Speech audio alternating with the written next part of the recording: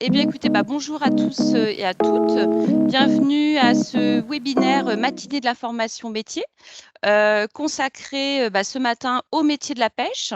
L'objectif bien est de mieux connaître le secteur et ses métiers. Je vais commencer par me présenter. Je suis Estelle Lucas, je suis conseillère information métier et formation au sein de l'Agence de l'orientation. Et je vais animer ce webinaire avec deux intervenants qui vont se présenter dans quelques secondes. Donc, au niveau de la présentation, elle va se dérouler en 5 parties. Nous allons d'abord définir ensemble ce qu'on entend par entreprise ou secteur d'activité. Et puis, je laisserai la parole à Catherine Paul, qui nous présentera le secteur et les métiers de la pêche. Je vous laisse vous présenter en quelques lignes, Catherine, s'il vous plaît. Alors bonjour à tous. Alors, moi je suis, Catherine Paul. Je travaille au comité régional des pêches, de Normandie, qui est une structure qui représente l'ensemble des marins pêcheurs, professionnels, sur la Normandie. Merci, Catherine. Ensuite, nous aurons le témoignage Enzo Formentin, qui est actuellement en formation en bac professionnel conduite et gestion des entreprises maritimes au lycée maritime aquacole Daniel Rigolet de Cherbourg, qui va nous rejoindre. Ensuite, nous enchaînerons sur le témoignage d'un matelot, Étienne, qui n'a pas pu être présent avec nous ce matin, mais qui nous a laissé une petite vidéo témoignage pour vous pour ce matin. Et ensuite, je vous présenterai notre site, notre plateforme Destination Métier pour aller un peu plus loin dans la recherche d'informations sur ce secteur ou dans d'autres. Et on finira par un temps d'échange pour répondre à votre question. Alors, avant de débuter, juste pour débuter, on va vous présenter une petite vidéo du Comité national des pêches maritimes, donc une vidéo introductive. Endurant, rigoureux et amoureux de la mer? Tu es collégien ou lycéen en recherche de ton orientation professionnelle? Et si tu optais pour les métiers de la pêche? C'est qu'il y a de quoi faire à bord. Le matelot participe à toutes les étapes de la pêche, de la préparation à la mise à l'eau des engins de pêche, au débarquement de la pêche du jour.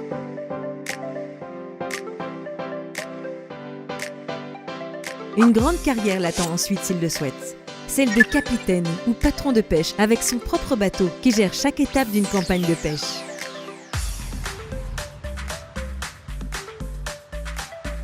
Un goût pour la technique? Une place de mécanicien t'attend près des machines. Un métier tout aussi indispensable et riche en expérience.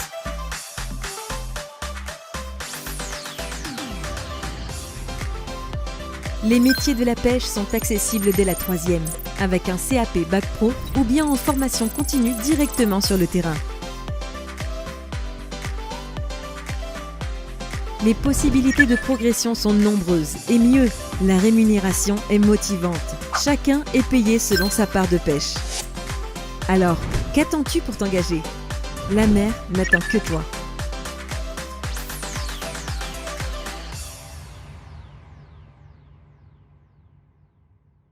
Alors, qu'est-ce qu'on entend par entreprise ou secteur d'activité? Alors, les hommes et les femmes qui travaillent le font dans une structure qui peut prendre différentes formes. On peut travailler pour une entreprise publique, par exemple la Poste, ou une association comme les Restos du Cœur, ou une administration comme le ministère de l'Éducation nationale, ou une collectivité comme une mairie, mais aussi dans une entreprise privée, comme par exemple un restaurant, une boulangerie ou une entreprise qui emploie des matelots ou des pêcheurs. Chacune de ces structures regroupe des hommes et des femmes qui travaillent ensemble pour fournir des biens ou des services, comme par exemple pour produire des voitures ou pour aller pêcher des poissons ou des coquilles Saint-Jacques, par exemple. Quand des entreprises fournissent les mêmes biens et les mêmes services, elles appartiennent en fait au même secteur d'activité. Donc, on peut très bien avoir le secteur du bâtiment, le secteur du numérique et aujourd'hui, on va vous présenter du coup les métiers et le secteur de la pêche. Donc maintenant, je vais laisser la parole à Catherine Paul qui va vous présenter du coup la filière professionnelle pêche en Normandie. Merci Estelle. Alors, donc quand on parle de pêche professionnelle, en fait, En Normandie, donc on parle c'est un pêcheur qui va exercer ses fonctions soit sur un bateau de pêche professionnel. Alors, ici, chez nous, c'est d'une longueur entre 5 et 25 mètres. Il y a à peu près 2 000 marins, sur la Normandie et 550 navires qui sont sur tout le littoral, en fait. Donc, c'est vrai qu'il y a des possibilités d'emploi, en fait, entre, Granville et le Tréport, sur les différents ports, de Normandie. Alors, il y a aussi, un certain nombre de pêcheurs qui exercent leur activité à pied, c'est 300 et là, ils se situent sur le secteur de 40 ans. Donc, dans la BDV, il y a une petite flèche qui va s'afficher, voilà. Donc, juste, voilà, c'est plus, localisé ici, mais sur ce secteur, il y a des pêcheurs, d'un peu partout de la Normandie qui viennent, exercer leur activité à cet endroit. Alors en Normandie, on pêche, plus de 50 espèces d'intérêt commercial et le top 3, on va dire, ce sont, les coquilles Saint-Jacques, les bulots et les poissons, donc principalement des sols. Et c'est la deuxième région de pêche française, donc après la Bretagne. Voilà, on peut passer à la diapo. Alors moi, j'avais envie de vous expliquer en fait ce qu'était le rythme de vie à la pêche. Donc il y a différents types de pêche. Là, le premier, je vais vous présenter en fait ce qu'on appelle la petite pêche. Disons on revient au port tous les jours, donc ce sont des marées qui vont faire moins de 24 heures, mais on peut revenir en fonction du cycle de marée, ça peut être la nuit ou le jour. Ça dépend vraiment des journées qui sont vraiment différentes d'un jour à l'autre. Alors, principalement en Normandie, ce sont des bateaux qui vont pratiquer la pêche au casier, qu'on appelle des caseyeurs, ou la pêche au filet, ou des petits chalutiers. Donc, ils vont partir, du port en fonction des marées. Ils vont, ce qu'on appelle virer les casiers, donc c'est les enlever, récupérer ce qu'il y a dedans et puis les remettre à l'eau et ensuite ils vont, débarquer leur, capture, dans leur port et puis, après il y a tout un travail d'entretien, soit des engins de pêche ou du bateau et donc ça va durer entre 12 et 14 heures environ. Donc peuvent pêcher des raies, si c'est au filet, des bulots, des homards et des araignées pour les casiers. Il y a un donc c'est la diapo suivante. Il y a un autre type de pêche en fait qui est, vraiment, prépondérant, sur la Normandie, c'est la pêche côtière. Donc c'est la principale activité, et là on est absent du port, ça peut être aussi moins de 24 heures, hein, mais, en général on considère que c'est entre, donc 1 journée et 3-4 journées. Mais souvent, enfin, en tout cas, ça dépend des saisons, mais ils peuvent pratiquer aussi la pêche, de moins de 24 heures. Ils vont partir en fonction des marées aussi. C'est ça la particularité de la pêche et puis, là, ça va être plutôt des activités où ils vont traîner un filet ou une drague pour pêcher des coquilles Saint-Jacques, mais aussi des poissons. Donc la journée est rythmée, en fait, en fonction de ce qu'on appelle, le trait de drague ou de chalut.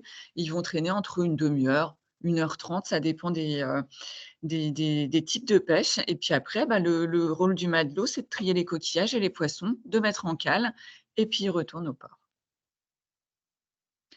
Ensuite, il y a un dernier type de pêche qui est moins représenté en Normandie, c'est ce qu'on appelle la pêche au large. Donc c'est minimum 4 jours en mer et là, ce sont des chalutiers qui mesurent 25 mètres. Donc oui, ils partent de 3 ports normands seulement, Port-en-Bessin, Cherbourg et Fécamp, parce que ce sont des ports qui sont en tout cas Port-en-Bessin et Cherbourg en pleine eau et qui peuvent accueillir ce genre de bateaux, qui sont quand même plus gros.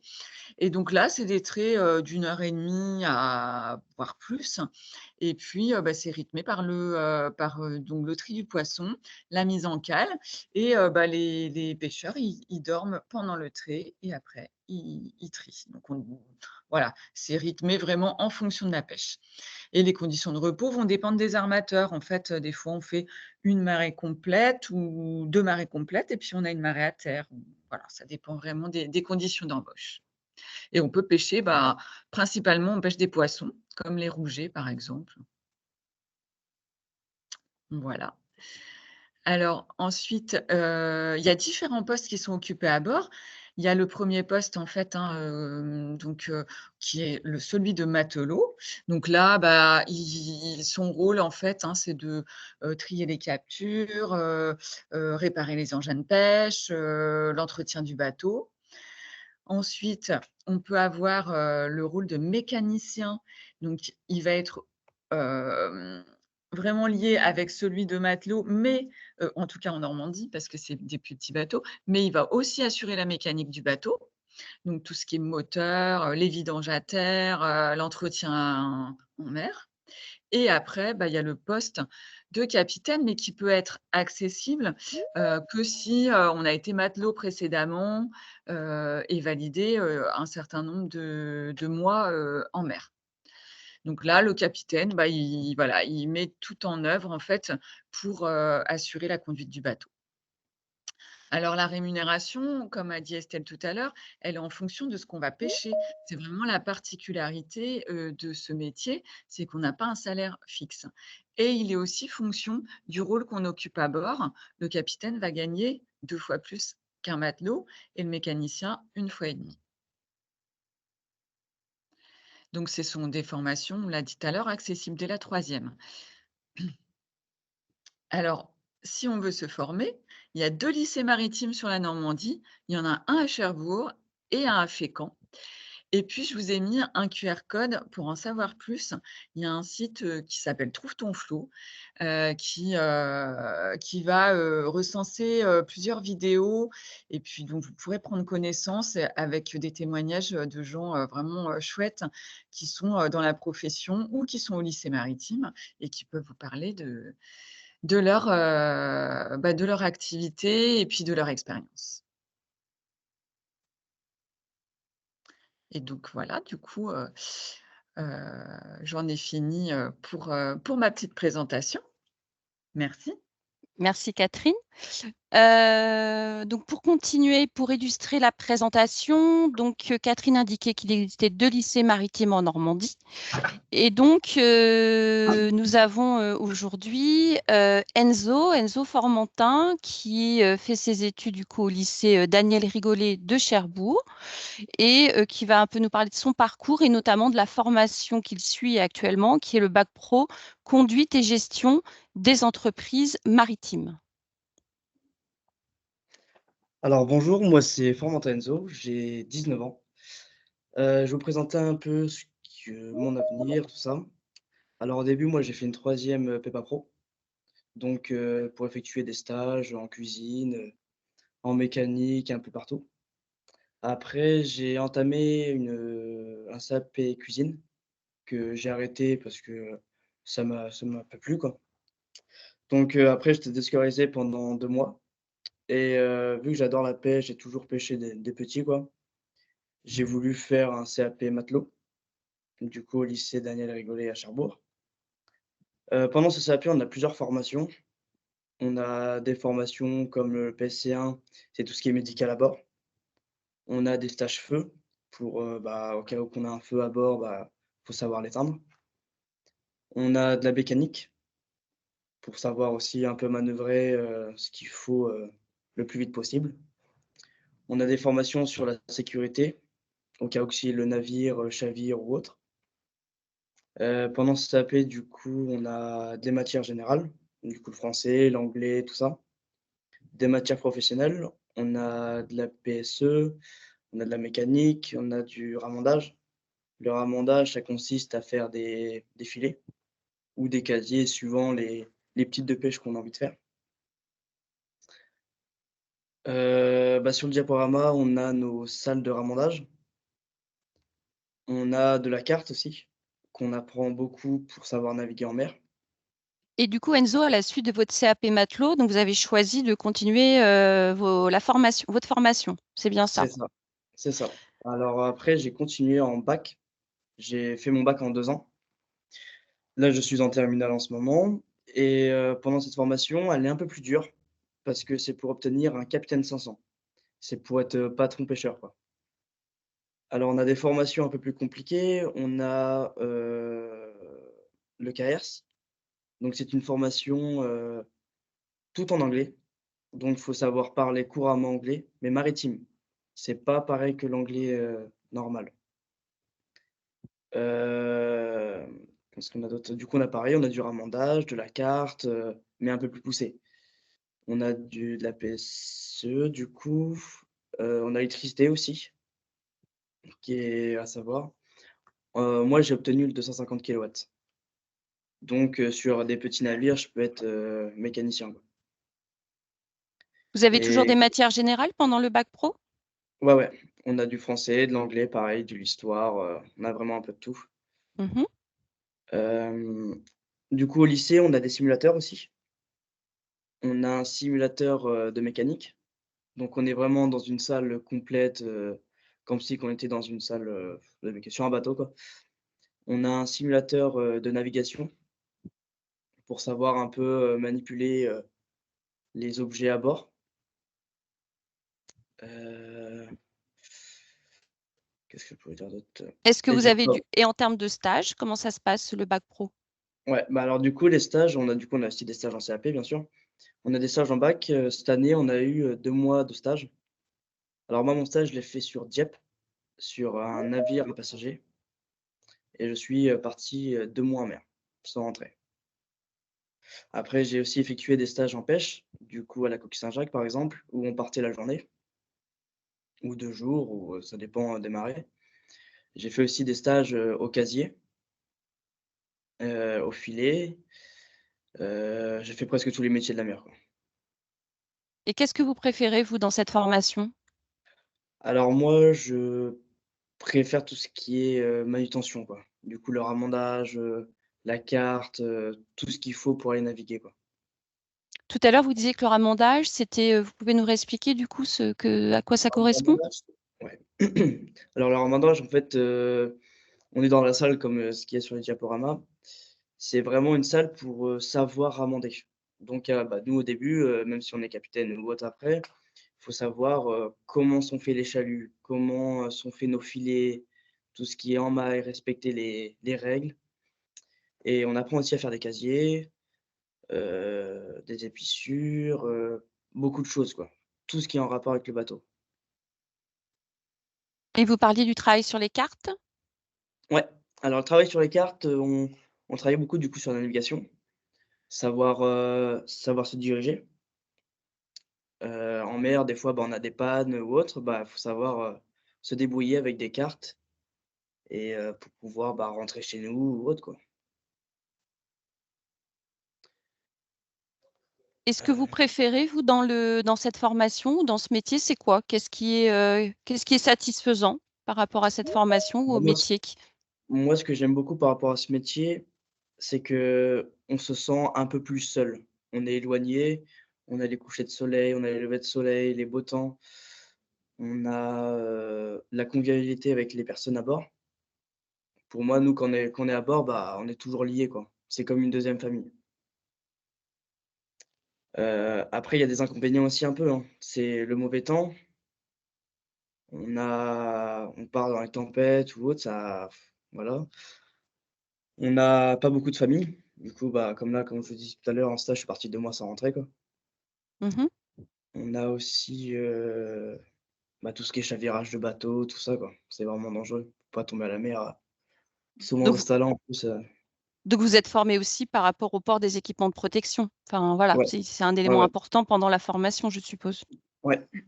Alors on a, bah, en parlant de ça, on a notre prof de PS, il nous fait des cours à la piscine pour savoir comment mettre un VFI quand on est dans l'eau, des combinaisons de survie, vraiment s'équiper, si on tombe à l'eau ou autre, quoi.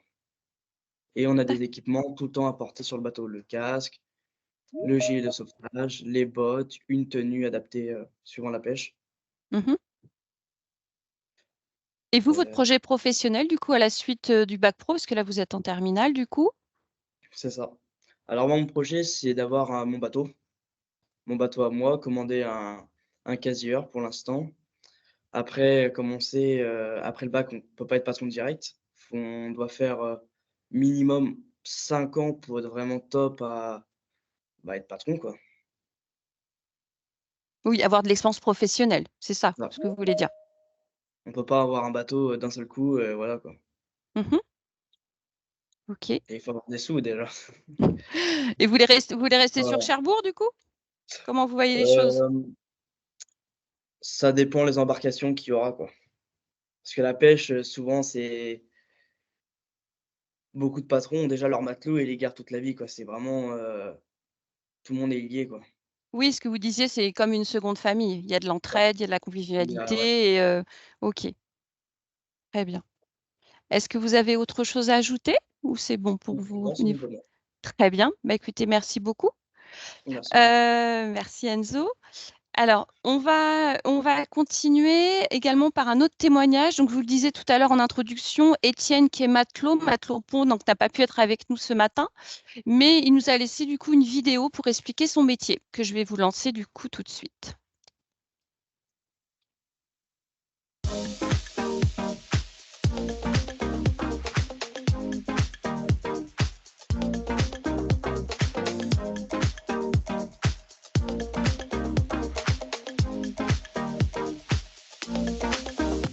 Être marin-pêcheur, c'est apprendre à connaître la mer, ses ressources, essayer de ramener les plus beaux produits possibles à terre. On est là pour que je vous fasse découvrir mon lieu de travail. Donc on va s'équiper et puis c'est parti.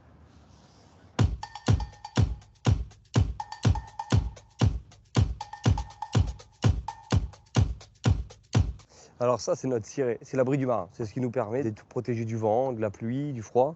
Ce qui nous permet aussi d'être repérés si on tombe à la mer. Ça, c'est notre tablier qui nous permet de nous protéger du frottement des casiers sur nous pendant qu'on travaille. Alors, on prépare toutes nos affaires en prévision de ce qu'on va avoir besoin dans la journée, au niveau de l'eau, nourriture, nos vêtements. Parce qu'une fois qu'on est parti, c'est terminé.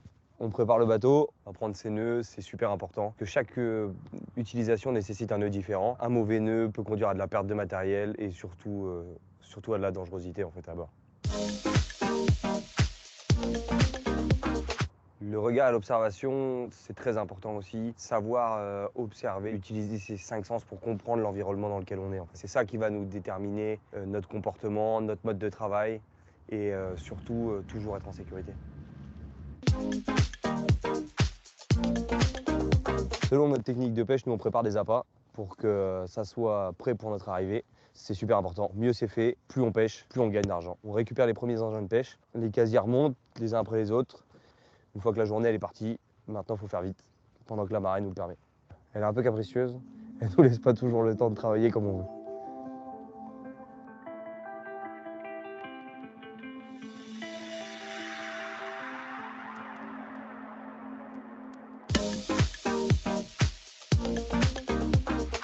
L'idée reçue qu'on entend bien de trop, c'est que les pêcheurs sont destructeurs. C'est faux.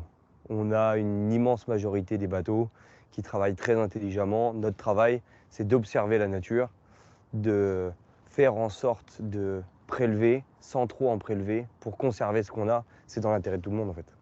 Nous, sur une journée de pêche au homard, on va faire attention à combien de femelles on va prélever. Si c'est des trop grosses femelles, on va les remettre à la mer. On va changer de zone parce qu'on pêche trop de petites pièces ou on va les laisser grandir. On va pêcher beaucoup de petits tourteaux, on va changer la taille de pêche pour l'agrandir, pour que dans 10 ans, nous, quand on sera en fin de carrière et qu'il y aura des jeunes qui s'y mettront, ils aient encore la ressource. Les derniers casiers sont remontés. Maintenant, on range la pêche pour pas qu'elle soit abîmée sur la route du retour. Et on peut revenir. On nettoie le bateau, brosse, éponge. Faut que tout soit propre avant qu'on arrive au port. On débarque la pêche. Voilà, à la main ou au treuil, ça dépend des bateaux. Et voilà. On retourne à la place au port. On amarre le bateau. Et après, on part livrer. La journée n'est pas terminée. Ensuite, on va soit la crier, soit chez l'acheteur pour ramener la pêche du jour et que lui puisse la revendre. Et après, c'est fin de journée. On part se reposer pour recommencer le lendemain. C'est de jamais lâcher et de ne pas abandonner parce que c'est la base de notre métier, c'est le dépassement de soi. On ne se rend pas compte de la valeur de ces paroles-là tant qu'on n'a pas été à bord et qu'on n'y est pas confronté. Mais si vous y êtes confronté, il ne faut pas lâcher. C'est qu'une passe et c'est une fois que vous allez passer ça que vous allez voir tous les plus beaux côtés du métier en fait. On apprend des bases de sécurité à l'école, mais c'est un métier que vous allez apprendre à 99% à la mer en travaillant, en y passant des heures, en y passant des week-ends, en y passant des semaines.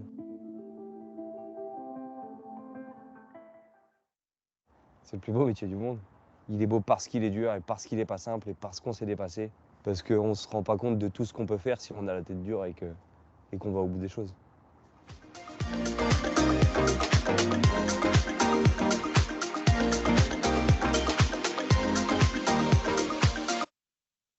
Donc voilà pour la petite vidéo, voilà, témoignage d'Étienne qu'on voulait vous diffuser. Est-ce qu'Enzo, du coup, vous voulez rebondir un petit peu sur ce que échange Étienne? Est-ce que vous reconnaissez dans ce qu'il peut communiquer par rapport à l'intérêt qu'il a à travailler en mer? Ah bah ouais, je suis entièrement d'accord avec lui. La mer, c'est vraiment une passion, quoi. Si on n'est pas passionné de la mer, il faut pas y aller. Il faut pas y aller dans le regret, quoi. Il faut y aller pour apprendre des choses, pour voir des choses et pour y aller, quoi. Il faut pas, si on y va, il faut pas refaire en marche arrière, pardon. Et oui, Très c'est bien. vraiment un métier au top qu'on apprend la beauté de la mer, même on a des espèces de poissons qu'avant qu'on voyait pas, c'est top, quoi. Oui, vous êtes toujours en découverte, en fait. C'est ça, ouais. Vous voyez des dauphins aussi souvent. Beaucoup de dauphins, ouais. On voit beaucoup, beaucoup de dauphins. Très bien, merci beaucoup. On va poursuivre du coup la présentation et voilà, on va vous présenter donc le site, une plateforme qui a été créée par l'agence de l'orientation qui s'appelle Destination Métiers, qui va vous permettre d'aller un peu plus loin dans la recherche d'informations sur les métiers en lien avec la pêche ou d'autres métiers. Donc l'idée, c'est que je vais me connecter directement du coup sur le site. Donc au niveau du site destination, donc c'est destination-métier.fr. Alors peut-être que certains connaissent. Donc en fait, sur Destination Métier, vous avez 3 entrées qui vous permettent soit de vous informer sur les métiers sur l'entrée à gauche, ou éventuellement également de vous mettre en relation soit avec un professionnel ou de bénéficier d'offres de stage. Donc, si je vais sur la première entrée qui s'intitule S'informer sur les métiers, quand vous descendez sur la page, en fait, vous avez par secteur d'activité, comme on voit là ici en bleu ciel, en fait, par secteur d'activité, vous allez avoir un certain nombre d'informations ou de ressources complémentaires par rapport à un domaine. Donc là, par exemple, je vais plutôt me diriger vers Nature et Vivant par rapport à notre webinaire de ce matin. Et vous allez avoir une série de documents. Alors, on va retrouver par exemple Étienne, qui est le témoignage que je viens de vous montrer. Mais vous avez également les guides de formation en Normandie, comme le guide de l'agriculture en Normandie, qui vient de paraître sur la nouvelle édition. On va retrouver du coup les formations dans le secteur de la pêche. Vous allez voir aussi d'autres témoignages de professionnels. Un document là qui permet du coup de mieux connaître ce qu'est l'aquaculture. Donc voilà, donc différents documents, différentes ressources, différents ce qu'on appelle aussi des motion design qui permet de mieux connaître sur différents supports du coup un domaine. Donc ça du coup c'est en libre accès. Également sur s'informer sur les métiers, si je remonte un peu sur la page, vous avez également ce qu'on appelle des jeux en ligne, je vous laisserai aller voir, alors dans différents domaines, qui vous permet de découvrir par le jeu. Donc l'idée d'un escape game, donc là il est numérique, c'est bien de résoudre des énigmes, et quand vous allez résoudre des énigmes, en fait, vous allez apprendre à connaître des métiers. Donc voilà, dans différents secteurs. Donc je vous laisserai également le soin d'y retourner. Ensuite, je vais retourner sur ma page du début. Donc, je suis allée sur s'informer sur les métiers. Vous avez également une entrée, l'entrée du milieu qui s'intitule Rencontrer un ambassadeur métier ou formation. Alors, l'ambassadeur métier, en fait, c'est un professionnel qui s'est inscrit sur notre site. Et en fait, vous pouvez prendre contact avec lui pour échanger sur son métier, pour aller un peu plus loin. Et l'ambassadeur formation est un étudiant. Donc, en fait, quand vous allez sur cette entrée, vous voyez, vous avez la Normandie qui est représentée. L'idée, c'est, dans votre recherche, c'est soit de mettre un mot-clé, peut-être un métier, ou soit de choisir peut-être le secteur d'activité qui vous intéresse. Donc là, du coup, dans notre exemple, on va choisir le premier secteur, agriculture, pêche et espace vert. Et vous pouvez aussi sélectionner un sous-secteur. Donc, vous voyez, il y en a plusieurs qui apparaissent. Agriculture, élevage, équin, espace vert, horticulture. Et je vais choisir pêche, du coup, par rapport à notre matinée d'info métier. Et par rapport à ce sous-secteur, par exemple, là, je vois que j'ai 3 résultats. Donc, j'ai 3 professionnels qui sont inscrits. et vous dites: «Bah, tiens, j'ai envie d'aller un peu plus loin dans la vidéo que j'ai vue d'Étienne, elle m'intéresse et j'ai envie de prendre contact avec lui», eh bien, il est disponible. Il suffit juste d'aller sur son profil. Voilà, donc il décrit là du coup, allez, voilà son parcours, ses missions et si ça vous donne envie d'aller un peu plus loin, vous allez sur le bouton «Contacter» et vous lui envoyez quelques lignes, vous lui envoyez un petit message en disant que voilà, que vous avez peut-être participé du coup à cette information, à cette matinée d'information métier et que vous souhaitez échanger avec lui, bah, sur son métier, sur, son environnement de travail et du coup, il va vous prévoir soit un rendez-vous téléphonique, soit une visio, enfin voilà, pour échanger avec vous. Sachant que pour accéder en fait aux détails du profil des professionnels et pouvoir les contacter, il suffira juste de faire une petite chose juste avant, c'est-à-dire de vous créer un compte. Vous voyez en haut, moi je me suis, créé un compte et je me suis connectée sur mon compte qui m'a permis du coup d'aller voir les profils et de pouvoir, si j'ai envie, de contacter un professionnel. Donc ça concerne du coup l'échange avec un professionnel. Et si je retourne du coup sur la page, sur la première page, vous avez la dernière entrée qui sont des offres de stage qui sont déposées par des entreprises. Donc en fait, la manipulation est exactement la même chose. Vous voyez, vous avez toujours la carte de la Normandie, vous avez toujours le même moteur de recherche qui est là, et à vous de choisir soit par mots-clés, soit par un secteur d'activité, de lancer, de voir les résultats. Et vous avez les offres de stage qui apparaissent en Normandie. Donc après, à vous du coup d'aller voir un petit peu qu'est-ce qui peut vous intéresser, qu'est-ce que vous avez envie de découvrir, et puis bah, de pouvoir aller du coup sur une offre de stage. Alors je dirais voilà, peu importe lesquelles, je dirais. Et puis pareil, vous prenez connaissance de l'offre, vous dites bah ça m'intéresse, j'ai envie d'aller plus loin, et vous envoyez un message à l'employeur, tout simplement. Sachant que les offres de stage sont possibles. Alors, vous pouvez faire un stage à partir de 14 ans, c'est tout à fait faisable. Sachant que si vous n'avez pas de stage prévu, évidemment, pendant votre année scolaire, vous pouvez faire votre premier stage donc à 14 ans et pendant les vacances scolaires si vous le souhaitez. C'est ce qu'on va appeler des mini-stages de 3 à 5 jours, des stages de découverte. Donc, si vous faites un stage pendant les vacances, évidemment, vous aurez besoin d'une convention de stage.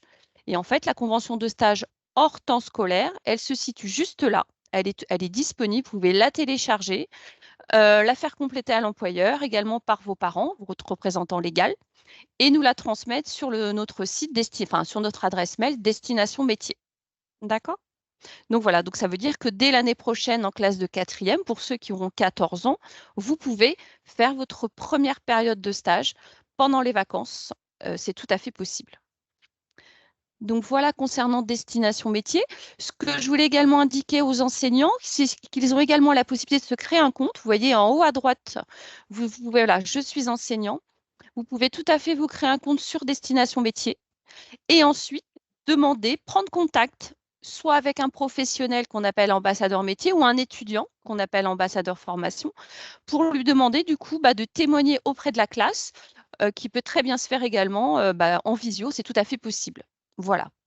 Donc voilà donc notre site destination métier. Je m'informe, j'échange pour apprendre à mieux connaître un métier et je peux bénéficier d'offres de stage. Voilà ce qu'on voulait vous présenter par rapport à destination métier. Du coup, je voulais alors maintenant on arrive un peu sur le temps, questions-réponses, et échanges, voilà, au niveau des questions que vous pouvez avoir par rapport, du coup, à toutes les informations, qu'on a pu vous donner. Donc, je voulais savoir, alors on va un peu peut-être regarder du coup dans la conversation si nous avons, du coup des questions ou est-ce que, certaines personnes veulent prendre la parole pour poser des questions? Je vous laisse un petit temps.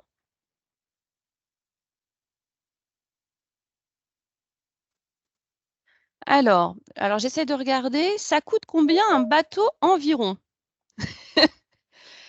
Est-ce que nos intervenants peuvent répondre à cette question ou préciser peut-être la réponse?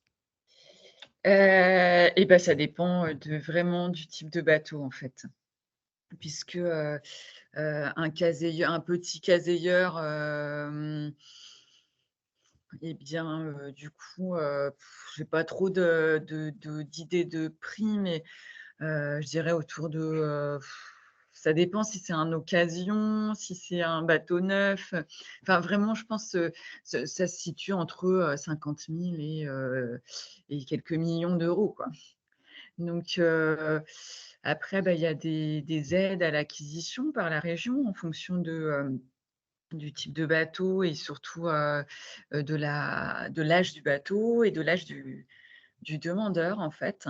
Voilà, il y a des aides possibles et puis, bah, je dirais, il y a tout type de prix, hein. Ça dépend si on veut un petit bateau qui va être ligneur, un caséieur, un chalutier, bien équipé et cetera.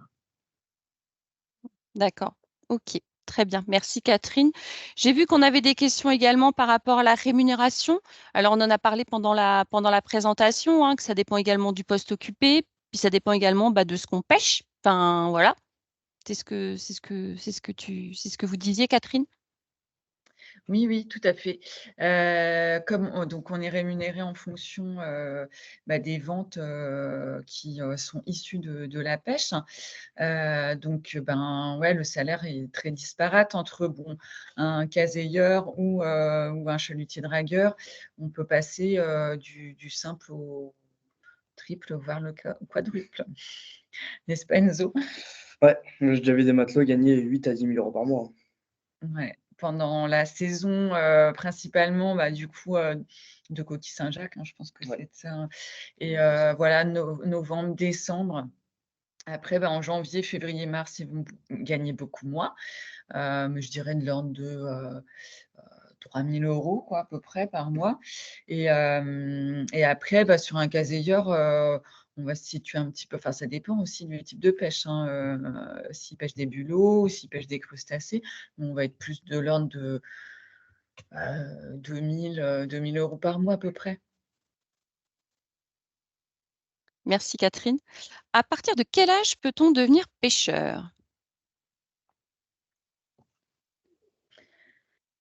Enzo, tu veux répondre? Ouais, si vous voulez. Ouais. Devenir pêcheur, déjà, il faut avoir un CAP du coup.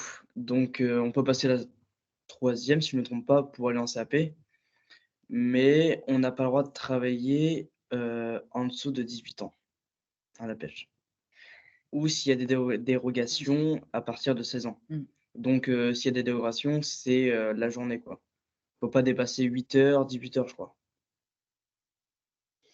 Voilà, en fait, donc à partir de 16 ans, on peut travailler. Simplement, c'est vrai que, pour le travail, enfin la protection des mineurs, le droit du travail impose que, le jeune travaille, ne travaille pas en tout cas entre 21 heures et 6 heures du matin. Donc, ben, ça veut dire que, à la pêche, c'est assez compliqué, sauf à se situer, sur un port, qui est dit, en pleine eau. Donc, c'est-à-dire qu'il n'est pas soumis à la marée, donc par exemple à Cherbourg ou au Havre. Mais bon, voilà, ça limite un petit peu. Après, en général, on sort de l'école de pêche, bon, sauf si on fait, un CAP et qu'on n'a pas redoublé. Effectivement, là, on a 16 ans. Mais sinon, bah, Enzo, là, par exemple, il va sortir, il va être majeur et là, il peut travailler, quoi. Très bien. Une question, est-ce un métier dangereux? Alors, c'est un métier qui peut être dangereux, mais justement, bah, de plus en plus, hein, on a des équipements, de sécurité, une formation adéquate et donc on est en mesure, de réagir, bah, en fonction des situations et voilà et c'est un métier, moi, je pense où il faut être vraiment vigilant.